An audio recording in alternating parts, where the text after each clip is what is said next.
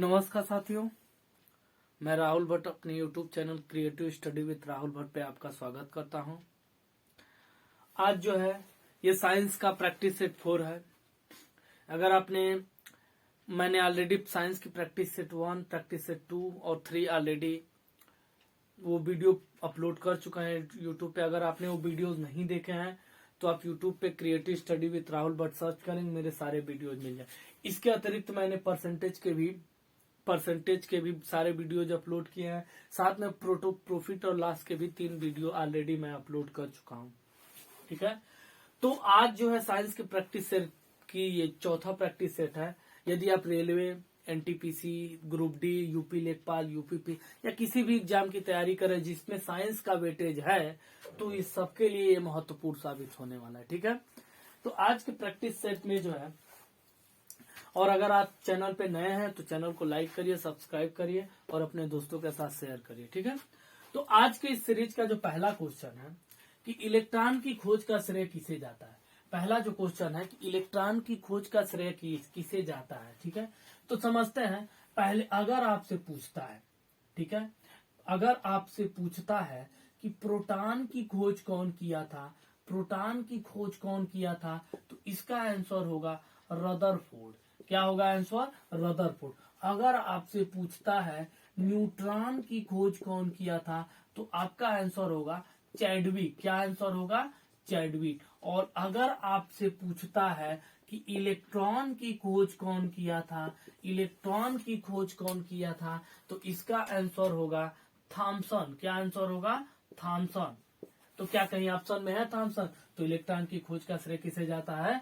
J Thomson. ये correct answer है। ठीक है, तो अगर यहाँ आविष्कार और खोज से रिलेटेड कुछ टॉपिक आ ही गए हैं तो कुछ और का भी डिस्कस कर लेते हैं।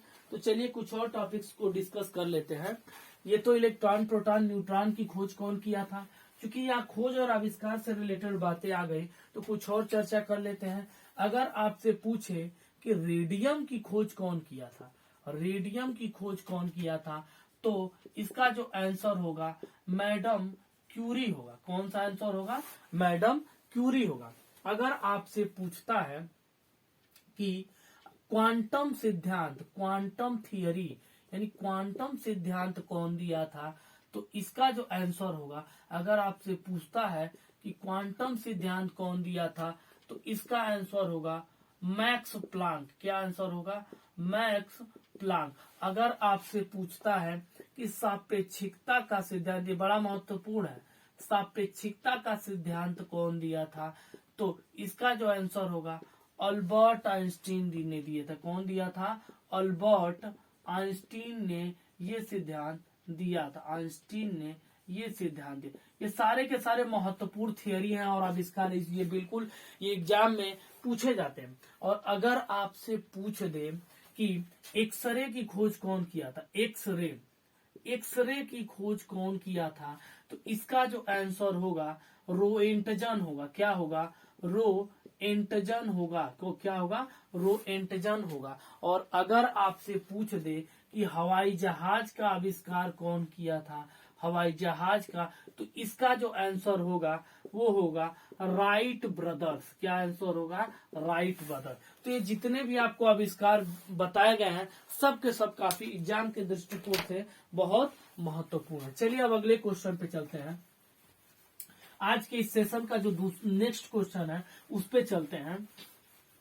चलिए, ये सारे के सारे क्वेश्चन जो है किसी न किसी एग्जाम में पूछे गए हैं और महत्वपूर्ण है। अगला जो क्वेश्चन है plaster of Paris, plaster of Paris, plaster of Paris. अगला जो क्वेश्चन पूछा गया है plaster of Paris, plaster of Paris, plaster of Paris sulphate का एक महीन पाउडर होता है। यानी पूछ रहा है किसके सल्फेट का एक महीन पाउडर होता है। सल्फेट का एक महीन पाउडर होता है। एक महीन पाउडर होता है। सल्फेट का एक महीन पाउडर होता है। यहाँ क्वेश्चन है किसके सल्फेट का एक महीन पाउडर होता है। आपके पास ऑप्शन है सोडियम। क्या ऑप्शन है? सोडियम है। दूसरा ऑप्शन है कैल्शियम। दूसरा ऑप्शन क्या है? कैल्शियम है। और जो तीसरा ऑप्शन है वो क्या है, पोटेशियम है। वो क्या है, पोटेशियम है, ठीक है। और जो चौथा ऑप्शन है वो है मैग्नीशियम। वो चौथा ऑप्शन क्या है, वो है मैग्नीशियम। तो पूछा गया है कैल्शियम यानी प्लास्टर ऑफ पेरिस किसके सल्फेट का एक महीन पाउडर होता है। तो समझिए, पहले समझिए, जो प्लास्टर ऑफ पेरिस होता है, प्लास्टर ऑफ पेरिस जो होता है, प्लास्टर ऑफ पेरिस, अगर हम बात करें कि इसका केमिकल फार्मूला क्या होता है, तो इसका जो केमिकल फार्मूला होता है CaSO4 1/2H2O। अगर इसका रासायनिक नाम पूछा जाए, इसका जो रासायनिक नाम है वो है calcium sulphate, calcium sulphate hemihydrate. क्या है, हेमीहाइड्रेट, ये इसका रासायनिक नाम है। इसका यूज कहाँ होता है, इसका जो यूज होता है शल्य चिकित्सा में। शल्य चिकित्सा में जो प्लास्टर किया जाता है, शल्य चिकित्सा में, शल्य चिकित्सा में, यानी जो प्लास्टर किया जाता है, हाथ टूट जाए या जो भी हो जाए, जो भी प्लास्टर होता है वो वास्तव में प्लास्टर ऑफ पेरिस होता है। शल्य चिकित्सा में प्लास्टर करने में, क्या करने में, प्लास्टर करने में, यानी जो प्लास्टर किया जाता है वो वास्तव में कैल्शियम सल्फेट हेमीहाइड्रेट यानी CaSO4 1H2O यानी कि वो प्लास्टर ऑफ पेरिस होता है, ठीक है। इसका और क्या यूज होता है, मूर्ति बनाने में, मूर्ति और खिलौने बनाने में भी प्लास्टर ऑफ पेरिस का यूज होता है। खिलौने बनाने में भी प्लास्टर ऑफ पेरिस का यूज किया जाता है। तो आप खुद ही देख लीजिए किसका सल्फेट है, कैल्शियम का सल्फेट है। तो करेक्ट आंसर क्या हो जाएगा, calcium. In plaster of Paris किसका सल्फेट है, तो कैल्शियम का। अगला जो क्वेश्चन है, अगला जो क्वेश्चन है, देखिए ये सारे के सारे बड़े महत्वपूर्ण क्वेश्चन है, ये सब किसी न किसी एग्जाम में पूछे गए हैं, ठीक है। मैं तो मेनली यूपी लेखपाल में भी, जो भी राजस्व लेखपाल में जो क्वेश्चन पूछे गए उनको भी शामिल कर रहे हैं। Railway group D, railway NTPC, सारे क्वेश्चन को कहीं कहीं हम शामिल कर रहे हैं, ठीक है।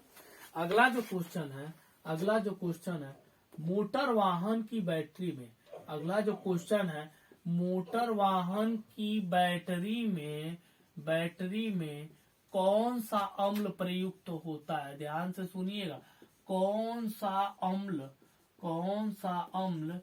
प्रयुक्त होता है, प्रयुक्त होता है, यानी जो मोटर वाहन होता है उसकी बैटरी में कौन सा अम्ल प्रयुक्त होता है, ठीक है। आपके पास ऑप्शन है नाइट्रिक एसिड, क्या नाइट्रिक एसिड यूज होता है, क्या हाइड्रोक्लोरिक एसिड यूज होता है, क्या सल्फ्यूरिक एसिड यूज होता है, क्या अगला जो ऑप्शन है, क्या कार्बोनिक एसिड यूज होता है, क्या।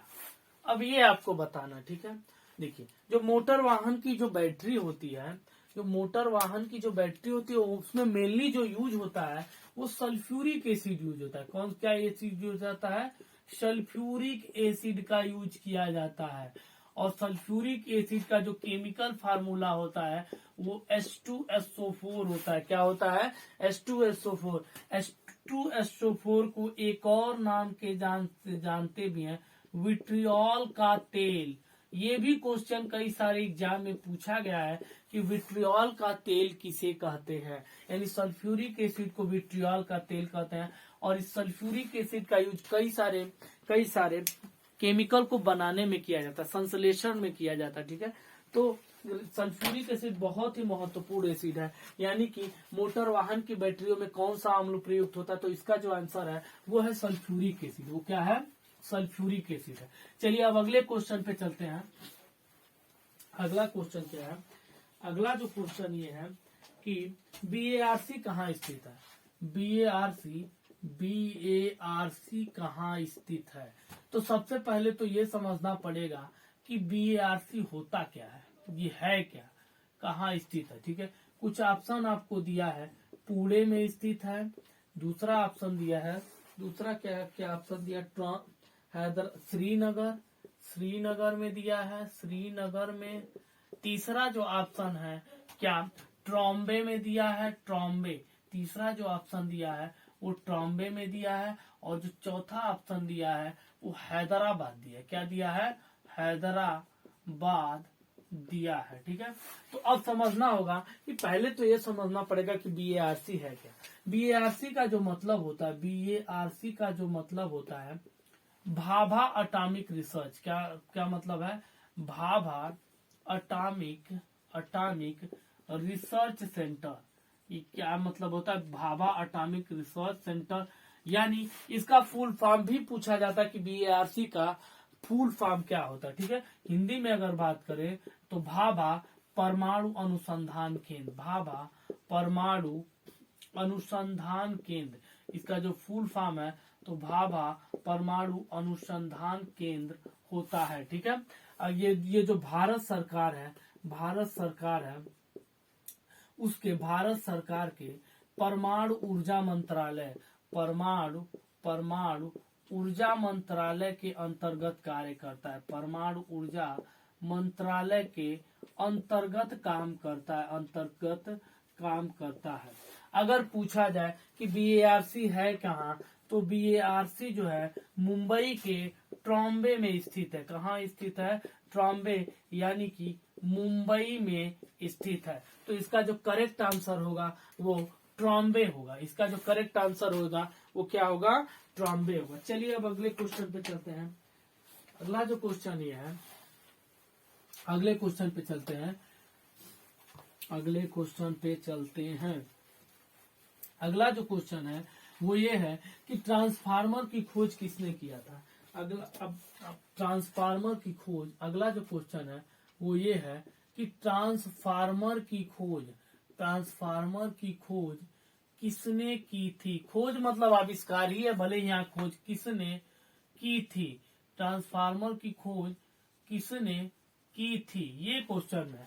अगर ऑप्शन की बात करें तो ऑप्शन में दिया है मैडम क्यूरी। अब आप खुद दिमाग लगाइएगा, क्या मैडम क्यूरी ने किया था क्या?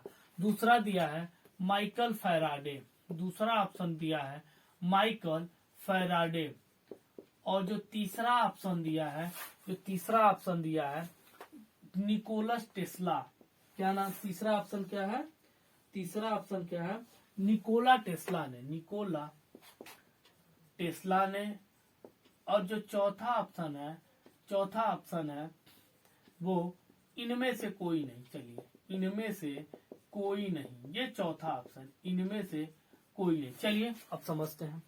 अगर आपसे पूछता है, अगर आपसे चाहे आपसे ट्रांसफार्मर पूछे, चाहे आपसे डायनमो पूछे, और चाहे पूछे विद्युत अपघटन का नियम, ये कौन दिया था, तो इन तीनों का आंसर एक ही होगा। चाहे आपसे पूछे कि डायनमो की खोज किसने किया, ट्रांसफार्मर कौन बनाया, विद्युत अपघटन का नियम कौन दिया, तो इन सबका आंसर क्या है? Michael Faraday. सबका आंसर क्या है? Michael Faraday. अगर पूछा जाए कि डायनमो क्या करता है, तो डायनमो जो है यांत्रिकी ऊर्जा को विद्युत ऊर्जा में कन्वर्ट करता है। किसमें कन्वर्ट करता है? यांत्रिकी ऊर्जा को ये क्वेश्चन पूछा जाता है। यांत्रिकी ऊर्जा को किसमें कन्वर्ट करता है? इलेक्ट्रिक एनर्जी, यानी कि विद्युत ऊर्जा में कन्वर्ट करता है। ये ध्यान रखिएगा, डायनमो का क्या काम है? यांत्रिकी ऊर्जा को विद्युत ऊर्जा में कन्वर्ट। और ट्रांसफार्मर क्या है? या तो ये उच्च विभव को निम्न विभव में, यानी हाई वोल्टेज को लो वोल्टेज में, या फिर लो वोल्टेज को हाई वोल्टेज में कन्वर्ट करता है। ठीक है, तो ट्रांसफार्मर की खोज किसने की थी, तो इसका आंसर क्या हो जाएगा? Michael Faraday. अब चलिए अगले क्वेश्चन पे चलते हैं। अगला जो क्वेश्चन वो यह है कि बर्फ की गुप्त ऊष्मा क्या है। अगला जो क्वेश्चन है वो ये है कि बर्फ की गुप्त ऊष्मा क्या है। बहुत ही आसान क्वेश्चन पूछ दिया है। अगला जो क्वेश्चन है बर्फ की गुप्त ऊष्मा है। अगला जो क्वेश्चन है वो क्या है? बर्फ की गुप्त ऊष्मा है। बर्फ की गुप्त ऊष्मा है। तो सबसे पहले तो हमें ये समझना पड़ेगा गुप्त ऊष्मा। अगर ऑप्शन की बात करें, पहले ऑप्शन की बात करें, इस 80 किलो कैलोरी प्रति ग्राम। दूसरे ऑप्शन की बात करें तो 80 कैलोरी प्रति ग्राम, 80 कैलोरी प्रति ग्राम। और अगर तीसरे की बात करें तो तीसरा 540 कैलोरी प्रति ग्राम दिया। क्या दिया? 540 कैलोरी प्रति ग्राम दिया है। और अगर चौथे ऑप्शन की बात करें, इनमें से कोई नहीं, इनमें से कोई नहीं, ये 4 ऑप्शन है। ठीक है, यानी बर्फ की गुप्त ऊष्मा 80 किलो कैलोरी प्रति ग्राम, दूसरा है 80 कैलोरी प्रति ग्राम, तीसरा है 540 कैलोरी प्रति ग्राम, और चौथा है इनमें से कोई नहीं। तो सबसे पहले ये समझिए कि गुप्त ऊष्मा होता क्या है। गुप्त ऊष्मा होता क्या है? ठीक है, तो इसका जो गुप्त ऊष्मा का डेफिनेशन है वो ये है, किसी पदार्थ के 1 ग्राम को या यूनिट द्रव्यमान को का अवस्था परिवर्तन करने के लिए, किसके लिए? स्टेट चेंज के लिए, अवस्था परिवर्तन के लिए जितनी ऊर्जा की आवश्यकता होती है, जितनी ऊर्जा की आवश्यकता होती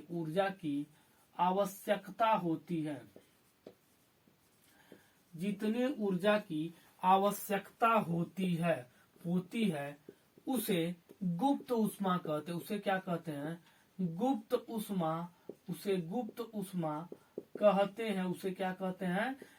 ऊष्मा कहते हैं। ठीक है, तो बर्फ की जो गुप्त ऊष्मा होती है, बर्फ की 1 ग्राम को वाटर में कन्वर्ट करने के लिए 80 कैलोरी एनर्जी की जरूरत पड़ती है। कितनी की जरूरत पड़ती है? 80 कैलोरी। तो बर्फ की गुप्त ऊष्मा क्या हो जाएगी? 80 कैलोरी प्रति ग्राम। ये करेक्ट आंसर है। ठीक है, अगला जो क्वेश्चन है, एसी को डीसी में परिवर्तित करने के लिए किस उपकरण का प्रयोग करते हैं? ये अगला क्वेश्चन है आपका। एसी को डीसी में कन्वर्ट करने के लिए अगला जो क्वेश्चन है, अल्टरनेटिव करंट यानी प्रत्यावर्ती धारा, एसी को डीसी में, और ये दिष्टकारी धारा है। ठीक है, एसी को डीसी में परिवर्तित दिष्ट धारा, इसको दिष्ट धारा बोलते हैं, इसको प्रत्यावर्ती धारा। तो डीसी में परिवर्तित करने के लिए किस उपकरण का प्रयोग किया जाता है? किस उपकरण का प्रयोग किया जाता है? उपकरण का प्रयोग किया जाता है, किस उपकरण का प्रयोग किया जाता है? ये क्वेश्चन है। पहला ऑप्शन है रेसिस्टर है। पहला ऑप्शन क्या है? रेसिस्टर है। दूसरा ऑप्शन है कंडेंसर है। दूसरा ऑप्शन क्या है? कंडेंसर। और तीसरा ऑप्शन है रेक्टिफायर। तीसरा ऑप्शन क्या है? रेक्टिफायर है। और जो चौथा ऑप्शन है, इनमें से नहीं, ट्रांसफार्मर है। सॉरी, चौथा ऑप्शन क्या है? ट्रांसफार्मर है। यानी एसी को डीसी में परिवर्तित करने के लिए किस उपकरण का प्रयोग किया जाता है? एसी का मतलब होता है प्रत्यावर्ती धारा। क्या बोलते हैं? अल्टरनेटिव करंट, यानी प्रत्यावर्ती धारा। ठीक है, और डीसी का क्या मतलब होता है? डीसी का मतलब होता है दिष्ट धारा। क्या मतलब होता है? दिष्ट धारा, यानी कि डायरेक्ट करंट। तो एसी को डीसी में कन्वर्ट करने के लिए जिस उपकरण का प्रयोग करते हैं उसे कहते हैं रेक्टिफायर। क्या कहते हैं? रेक्टिफायर। ठीक है, या हिंदी में बोले तो दिष्टकारी। क्या बोलते हैं? दिष्टकारी। तो इसका जो करेक्ट आंसर है वो क्या है? रेक्टिफायर। चलिए अब अगले क्वेश्चन पे चलते हैं। घाव का अध्ययन क्या कहलाता है? अगला जो क्वेश्चन है वो ये है कि घाव का अध्ययन क्या कहलाता है। तो चलिए अब अगले क्वेश्चन पे चलते हैं कि घाव का अध्ययन क्या कहलाता है। घाव का अध्ययन कहलाता है। घाव का अध्ययन कहलाता है।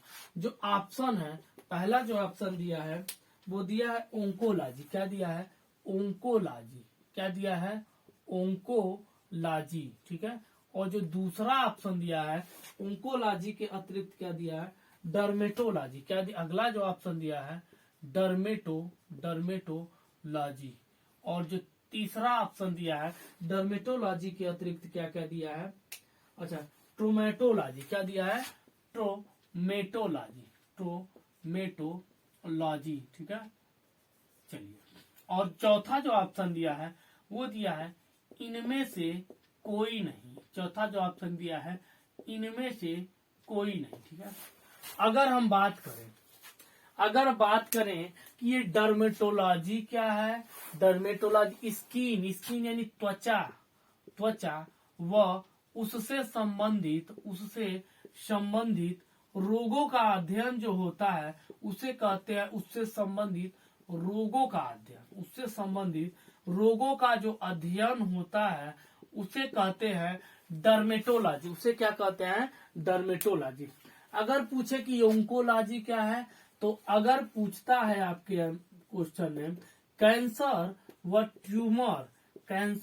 ट्यूमर के अध्ययन को क्या कहते हैं? ओंकोलॉजी कहते हैं। और अगर आपसे पूछता है कि घाव का अध्ययन, स्टडी ऑफ वाउंड, यानी घाव के अध्ययन को क्या कहते हैं, तो इसका जो आंसर होगा वो होगा ट्रोमेटोलॉजी। तो इसका जो करेक्ट आंसर है वो क्या है? ट्रोमेटोलॉजी, यानी घाव के अध्ययन को क्या कहते हैं? ट्रोमेटोलॉजी।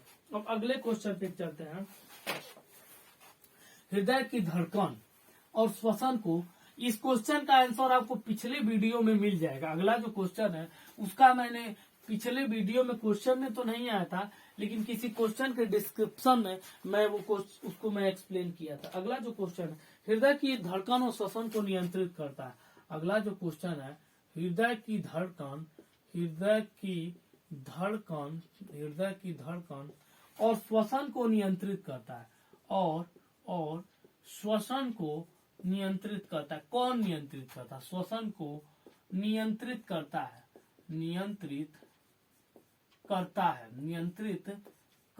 है। कौन करता है? ऑप्शन में देखा जाए, ऑप्शन में क्या क्या है? ऑप्शन में है थैलमस, क्या थैलमस करता है क्या? दूसरा है हाइपोथैलमस, क्या हाइपोथैलमस करता है क्या? हाइपोथैलमस। और जो तीसरा ऑप्शन है, तीसरा ऑप्शन दिया है मेड्यूला ऑब्लिगेटा। क्या दिया है? मेड्यूला ऑब्लिगेटा। और जो चौथा ऑप्शन दिया है वो दिया सेरेब्रम। क्या दिया है? सेरेब्रम। अब आपको बताना है कि कौन हृदय और श्वसन को नियंत्रित करता। अगर हम बात करें थैलमस की, चाहे हाइपोथैलमस हो, और साथ में सेरेब्रम, ये तीनों ही जो है अग्र मस्तिष्क के हिस्से। कहाँ के हिस्से हैं? अग्र मस्तिष्क के हिस्से हैं, ठीक है। अगर हम बात करें पश्च मस्तिष्क की, अगर हम बात करें मेड्यूला, तो जो मेड्यूला होता है, मेड्यूला ऑब्लिगेटा, पूरा नाम है मेड्यूला ऑब्लिगेटा हो, चाहे सेरेब्रम हो, ये दोनों ही जो है पश्च मस्तिष्क के हिस्से। किसके हिस्से हैं? पश्च मस्तिष्क के हिस्से हैं। और इसमें से अगर बात किया जाए कि भोजन का निगलना हो, या फिर उल्टी हो, छींकना हो, या फिर खांसना हो, या फिर जो है हृदय की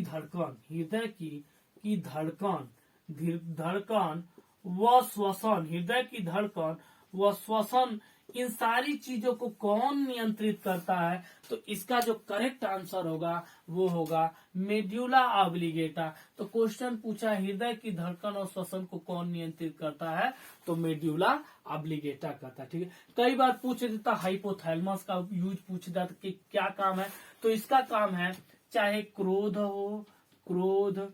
प्रेम, घृणा, भूख, चाहे भूख हो, चाहे टेम्परेचर हो, यानी ठंडा गर्म, इन सब का नियंत्रण कौन करता है? हाइपोथैलमस करता है, ठीक है। अब चलते हैं, अब नेक्स्ट क्वेश्चन पे चलते हैं। नेक्स्ट क्वेश्चन, और इस सीरीज का जो लास्ट क्वेश्चन, देखिए मैं बहुत ज्यादा क्वेश्चन नहीं रखता हूँ, कम क्वेश्चन, उसको डिटेल में एक्सप्लेन करना, और कई सारे मैं प्रैक्टिस से शुरू करूंगा, ठीक है। तो चलते हैं, ये बूस्टर डोज होगा आपके एग्जाम के लिए, ठीक है। चलिए अब अगले क्वेश्चन पे चलते हैं। अगला जो क्वेश्चन है, अगला इस सीरीज का लास्ट क्वेश्चन है, ठीक है। तो आपको कई सारे प्रैक्टिस सेट मैं लगातार कराऊंगा, उसमें अच्छे फिजिक्स, केमिस्ट्री और बायोलॉजी आप देख रहे होंगे कि सबका हर तरह का क्वेश्चन इसमें मैंने इंक्लूड किया। अगला जो क्वेश्चन है, विटामिन डी की कमी से कौन सा रोग होता है। अगला जो क्वेश्चन है, विटामिन डी की कमी से, विटामिन डी की कमी से कौन सा रोग होता है, कौन सा रोग होता है। ये क्वेश्चन है कि विटामिन डी की कमी से कौन सा रोग होता है। अगर ऑप्शन की बात करें तो रिकेट्स दिया है, पहला ऑप्शन क्या दिया है, रिकेट्स दिया है, ठीक है। दूसरा जो ऑप्शन दिया है वो दिया है स्कर्वी दिया है, दूसरा ऑप्शन क्या दिया है, स्कर्वी दिया है। अगर हम बात करें तीसरा की रतौंधी और पेलाग्रा, तीसरे ऑप्शन की बात करें तो रतौंधी है, और अगर हम चौथे ऑप्शन की बात करें तो पेलाग्रा है, ठीक है। तो विटामिन डी की कमी से कौन सा रोग। अगर आपसे पूछे कि स्कर्वी किसकी कमी से होता है तो विटामिन सी, इसका क्या आंसर होगा, विटामिन सी। और अगर विटामिन सी का रासायनिक नाम पूछे तो इसका क्या होगा, एस्कॉर्बिक एसिड। क्या होगा, एस्कॉर्बिक एसिड होता है, ठीक है। अगर आपसे पूछे कि रतौंधी किसकी कमी से होता है तो विटामिन ए की कमी से होता है, और विटामिन ए की का जो रासायनिक नाम है वो क्या होता है, रेटिनॉल होता है। क्या होता है, रेटिनॉल होता है। अगर आपसे पूछे पेलाग्रा किस विटामिन के कमी से होता है, विटामिन बी3 के कमी से होता है, और इसका जो रासायनिक नाम है वो नियासिन है। वो क्या है, नियासिन है। अगर आपसे पूछा जाए कि रिकेट्स किसकी कमी से होता है तो इसका जो आंसर होगा वो होगा विटामिन डी। क्या होगा, विटामिन डी। और अगर इसका रासायनिक नाम पूछे तो क्या होगा, कैल्सीफेरॉल होगा। क्या होगा, कैल्सीफेरॉल होगा, ठीक है। तो इस तरह से महत्वपूर्ण क्वेश्चन की ये साइंस के प्रैक्टिस सेट की चौथी श्रृंखला थी। इस तरह से ही हम मोस्ट इम्पोर्टेंट क्वेश्चन की और भी बहुत सारे प्रैक्टिस सेट लाते रहेंगे। तो चैनल से जुड़े रहिए, और अगर आप अभी तक आपने चैनल को लाइक नहीं किया तो लाइक करिए, सब्सक्राइब करिए और दोस्तों के साथ शेयर करिए, ठीक है। Thank you.